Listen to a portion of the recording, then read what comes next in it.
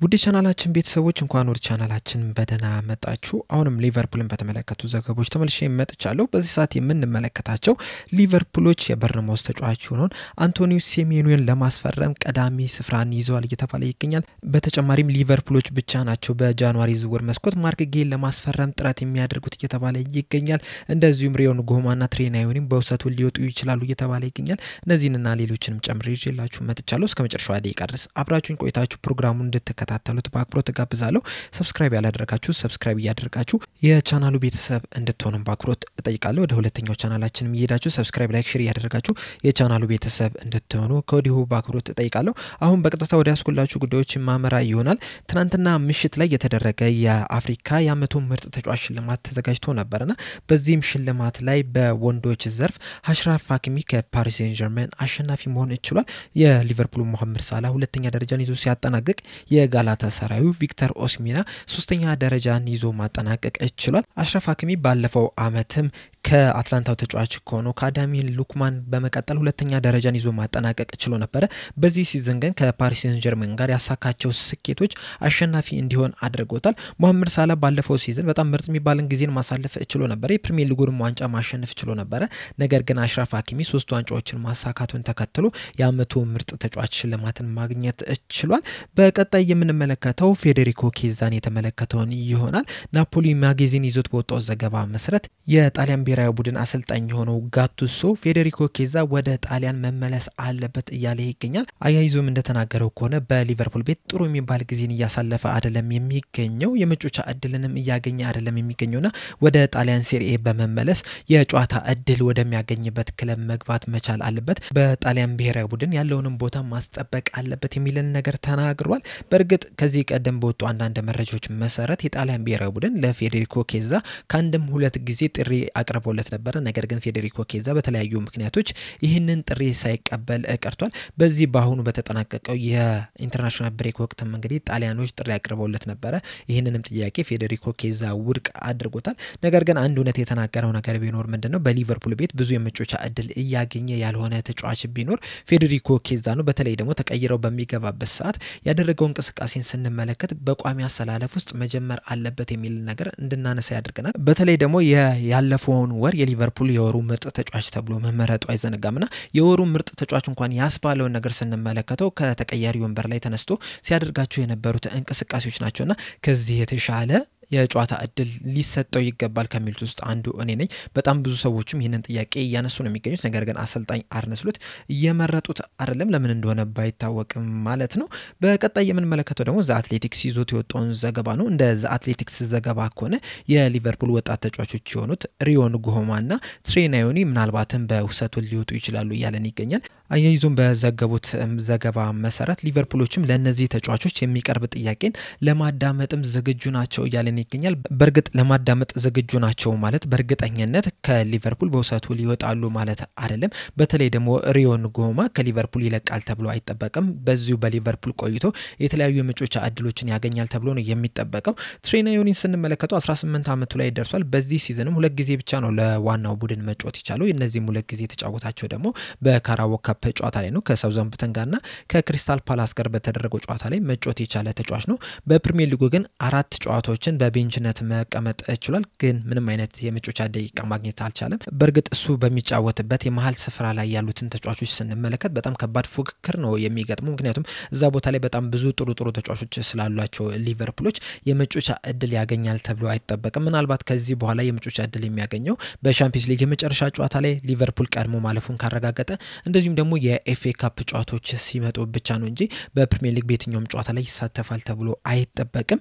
ሪዮን ጎማን ከተመለከትን ደግሞ በዚህ ሲዝን እንግዲህ ከአምናው የተሻለ የፕሪሚየር ሊግ የመጮቻ እድል እያገኘ ነው የሚገኘው። ባገኛቸው አጋጣሚዎች ጥሩ ሲንቀሳቀስ መመልከት ይችላል። በተለይ ደግሞ ከኒውካስል ዩናይትድ ጋር ባደረገው ጨዋታ ላይ በመጨረሻው ደቂቃም ጎልም ማስቆጠሩ አይዘነጋም። ነገር ግን ከዛ ጨዋታ በኋላ የተጫወታቸውን ደቂቃዎች ስንመለከት 29 ደቂቃዎችን ብቻ ነው መጫወት የቻለው። ወደ 3 ጨዋታዎችን ተቀይሮ መግባት የቻለ ተጫዋች ነውና ብዙ የመጮቻ እድል እያገኘ ያልሆነ ተጫዋች ነው። ነገር ግን ደግሞ ከትሬናዮኒ አንፃር ስንመለከተው ሪዮን ጎማ የተሻለ የመጮቻ እድል እያገኘ ነው የሚገኘውና የውሰት ውል ጥያቄ ለሁለቱም ተጫዋቾች ቢቀርብ ራሱ ሪዮን ጎማ ሊቨርፑልን ይለቃል ተብሎ አይጠበቅም። በመቀጠል የምንመለከተው ማርክ ጌን የተመለከተውን ዘገባ ይሆናል። ዛሬ ማለዳ ላይ ስካይ ስፖርት ይዞት በወጣው ዘገባ መሰረት ሊቨርፑሎች ብቻ ናቸው ማርክ ጌን ከክሪስታል ፓላስ በጃንዋሪ ዝውውር መስኮት ለማስፈረም ጥረት ሊያደርጉ የሚችሉት እየተባለ ይገኛል። ይህንንም ነገር ክሪስታል ፓላሶችም ያውቃሉ እየተባለ ይገኛል። በእርግጥ የተለያዩ በአውሮፓ ላይ የሚገኙ ትልልቅ ክለቦች ይህንን ተጫዋች ለማስፈረም ፍላጎት አላቸው። ነገር ግን እነዚህ ክለቦች በጃንዋሪ ዝውውር መስኮት ይህንን ተጫዋች ለማስፈረም እንቅስቃሴ ያደርጋሉ ተብሎ አይጠበቅም። በጃንዋሪ ዝውውር መስኮት ይህንን ተጫዋች ለማስፈረም እንቅስቃሴ ሊያደርግ ይችላል ተብሎ የሚጠበቀው ሊቨርፑል ብቻ ነው። እንደሚታወቀው ባየር ሙኒክ፣ ሪያል ማድሪድ እንደዚሁም ባርሴሎና እዚህ ተጫዋች ላይ ፍላጎት አላቸው። ነገር ግን ከነዚህ ክለቦች የበለጠ ሊቨርፑሎች ከፍተኛ ፍላጎት አላቸው እየተባለ ይገኛል። እንደሚታወቀው ባለፈው የክረምት የዝውውር መስኮት ይህንን ተጫዋች ለማስፈረም በጣም ተቃርቦ ነበር። የሕክምና ምርመራ ማድረግም እችሎ ነበር። ነገር ግን በመጨረሻ ደቂቃ ይህ ዝውውር ሳይሳካ መቅረቱ አይዘነጋምና አሁንም ሊቨርፑሎች ይህንን ተጫዋች ለማስፈረም ጥረት ያደርጋሉ ተብሎ ይጠበቃል። በተለይ ደግሞ የሊቨርፑልን የመሃል ተከላካይ ስፍራ ቦታውን ስንመለከተው በጣም ሳስቶ ነው ያለው። እንደሚታወቀው ጆቫኒ ሊዮኒ በኤስኤል ጉዳት ምክንያት በዚህ ሲዝን ወደ ሜዳ አይመለስም። በተጨማሪም ጆ ጎሜዝም ያን ያህል ጥሩ የሚባል እንቅስቃሴን እያደረገ አይደለም የሚገኘው። ኢብራሂም ኮናቴም የኮንትራቱ ጉዳይ እስካሁን ድረስ እልባት አላገኘለትም። በእርግጥ ሊቨርፑሎች የመጨረሻ የሚባለውን የኮንትራት ጥያቄ አቅርቦለታል። ነገር ግን እስካሁን ድረስ ምንም አይነት ምላሽ አላቀረበምና ሊቨርፑሎች ያንን ቦታ ለማጠናከር የተለያዩ ተጫዋቾችን ያመጣሉ ተብሎ ይጠበቃል። ከነዚህ ተጫዋቾች መካከል ደግሞ ማርክ ጌ ቀዳሚ ተጠቃሹ ተጫዋች ነውና ምናልባትም ይህንን የሳሳውን ቦታ ለማጠናከር ሲባል በጃንዋሪ ዝውውር መስኮት ይህንን ተጫዋች ከክሪስታል ፓላስ ለማምጣት ጥረት ሊያደርጉ ይችላሉ እየተባለ ይገኛል። ነገር ግን ደግሞ ክሪስታል ፓላሶች ለዚህ ተጫዋች ምን ያህል ገንዘብ ይፈልጋሉ የሚለው ነገር እስካሁን ድረስ አልታወቀም።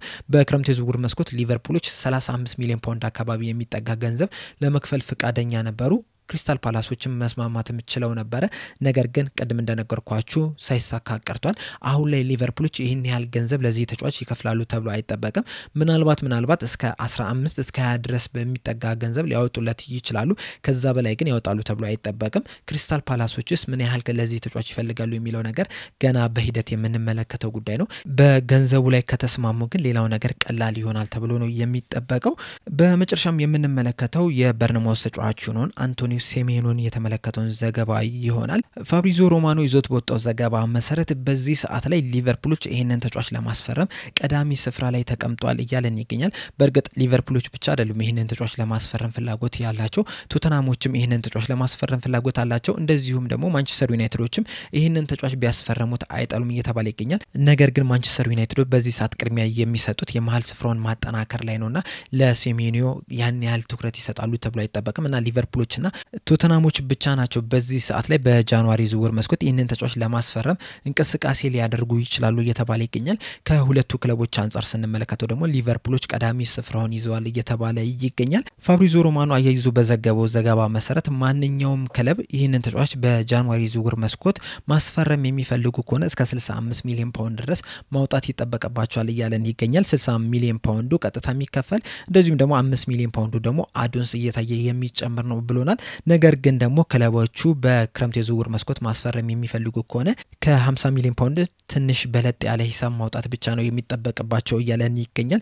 ሊቨርፑሎች ግን ይህንን ተጫዋች በጃንዋሪ ዝውውር መስኮት ለማስፈረም እንቅስቃሴ ጀምረዋል እየተባለ ይገኛል። ተጫዋቹን በጃንዋሪ ዝውውር መስኮት የመውጣት እድሉ በጣም ከፍተኛ ነው እየተባለ የሚገኘው። ከዚህ በፊት የወጡትን መረጃዎች ስንመለከት ራሱ ተጫዋቹ ራሱ በርነማውዞችን በጃንዋሪ ዝውውር መስኮት እንዲለቁት ጠይቀዋል እየተባለ ነው የሚገኘውና ምናልባትም በጃንዋሪ ዝውውር መስኮት ሊቨርፑሎች ይህንን ተጫዋች ሊያስፈርሙ የሚችሉበት እድል እየሰፋ ይገኛል እየተባለ ነው። በተለይ ደግሞ ሊቨርፑሎች የማጥቃት ስፍራው ላይ የተጠበቁትን ያህል እንቅስቃሴ እያደረጉ አይደለም የሚገኙትና ያንን ቦታ ማጠናከርም የግድ ያስፈልጋል። ይህም ተጫዋች እንግዲህ ያንን ቦታ ያጠናክራል ተብሎ ታምኖበታልና በጃንዋሪ ዝውውር መስኮት ሊያስፈርሙት ይችላሉ እየተባለ ይገኛል። በበርንማውዝ እንግዲህ በጣም ጥሩ የሚባልን ጊዜን እያሳለፈ ነው የሚገኘው። ባለፈው ሲዝን ካደረጋቸው 42 ጨዋታዎች 13 ግብና 7 አሲስት ማስመዝገብ ችሏል። በአጠቃላይ 20 የጎል ኮንትሪቢዩሽን ማድረግ የቻለ ተጫዋች ነው። ይሄም ማለት እንግዲህ በየሁለት ጨዋታው ከመናመን አንድ የጎል ኮንትሪቢዩሽን የሚያደርግ ተጫዋች ነው ማለት ነው። በዚህ ሲዝን ደግሞ ካለፈው ሲዝንም በጣም የተሻለ ጊዜን እያሳለፈ ነው የሚገኘው። እስካሁን ባደረጋቸው ጨዋታዎች 6 ግብና 3 አሲስት ማስመዝገብ ችሏል። በአጠቃላይ 9 የጎል ኢንቮልቭመንት ማድረግ የቻለ ተጫዋች ነውና በጣም ጥሩ የሚባል ጊዜን እያሳለፈ ነው የሚገኘው። እናም ሊቨርፑሎች የዚህን ተጫዋች ግልጋሎትን ይፈልጋሉ እየተባለ ይገኛል። በጣም ፈጣን ነው፣ በጣም ጉልበት አለው፣ ጎሎችን የሚያስቆጥር ተጫዋች ነው። እንደዚሁም ደግሞ የተለያዩ ቦታ ላይ መጮት የሚችል ተጫዋች ስለሆነ የሊቨርፑል የሚፈልጉትን አይነት ኳሊቲ ያለው ተጫዋች ነው እየተባለ የሚገኘውና ምናልባትም በጃንዋሪ የዝውውር መስኮት ሊቨርፑሎች ይህንን ተጫዋች ሲያስፈርሙ ልንመለከት የምንችልበት እድል በጣም ሰፊ ነው እየተባለ ይገኛል። እናንተስ ይህንን ተጫዋች በጃንዋሪ የዝውውር መስኮት ምናስፈርመው ይመስላችኋል? ከዛ በተጨማሪም ደግሞ አንድ ተጫዋች ብቻ ነው በጃንዋሪ የዝውውር መስኮት ምታስፈርሙት ቢባል የትኛውን ቦታ ነው የምታጠናክሩት የሚለውን መልሳችሁን እንዳለ ኮሜንት ሴክሽን ላይ በመጻፍ አሳውቁኝ። ለአሁን እኔ እዚህ ላይ ያበቃው። በቀጣይ በሌላ እስከምንገናኝ ድረስ ሰብስክራይብ፣ ላይክ፣ ሼር ማድረግ እንዳትረሱ። ቸር ያቆየን።